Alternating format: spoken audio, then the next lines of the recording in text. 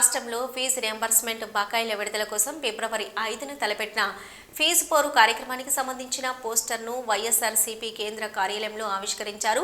మాజీ మంత్రులు అంబటి రాంబాబు, జోగి రమేష్, వెల్లంపల్లి శ్రీనివాసరావు, ఎమ్మెల్సీ లేళ్ల అప్పిరెడ్డి తదితరులు ఈ కార్యక్రమంలో పాల్గొన్నారు. కూటమి ప్రభుత్వం విద్యార్థులకు సకాలంలో ఫీజు రియంబర్స్మెంట్ చేయకపోవడంతో రాష్ట్ర వ్యాప్తంగా లక్షలాది విద్యార్థులు, వారి తల్లిదండ్రులు ఆందోళన చెందుతున్నారని ఈ సందర్భంగా పలువురు నేతలు తెలిపారు.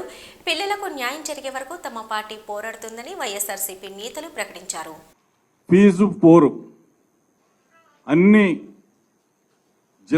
జిల్లా కలెక్టరేట్లో కలెక్టర్లను కలిసి లక్షలాది మంది ప్రజలు, తల్లిదండ్రులు, విద్యార్థుల తల్లిదండ్రులు అందరూ కూడా అందరినీ కూడా కలుపుకొని విద్యార్థుల పక్షాన, తల్లిదండ్రుల పక్షాన ఈరోజు రాష్ట్ర ప్రభుత్వం, చంద్రబాబు నాయుడు ప్రభుత్వం అధికారంలోకి వచ్చిన తరువాత విద్యార్థుల పక్షాన కట్టవలసిన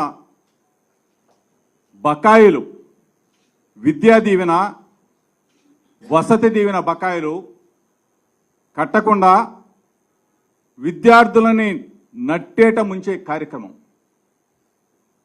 పేద విద్యార్థులు మీరన్నా కట్టండి లేకపోతే మానేయండి అనేటువంటి ధోరణితో వాళ్ళ మేనేజ్మెంట్ గత్యంతరం లేని పరిస్థితుల్లో వాళ్ళు అలా యాక్ట్ చేస్తున్నారు.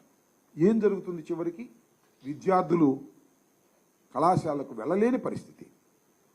పేద విద్యార్థులైతే ఏ కూలికో నాలికో వెళ్ళి కాలం గడపాల్సినటువంటి పరిస్థితి.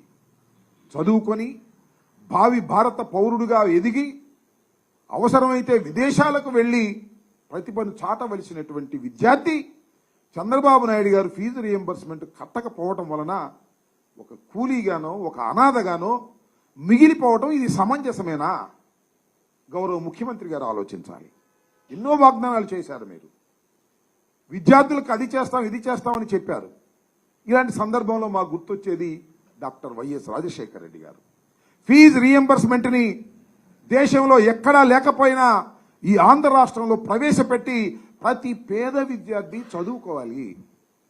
ఫీజులు వారికి భారం కాకూడదు, తల్లిదండ్రులకు భారం కాకూడదు అని భావించినటువంటి తొలి ముఖ్యమంత్రి వైఎస్ రాజశేఖర రెడ్డి గారు. ఆయన మరణించారు.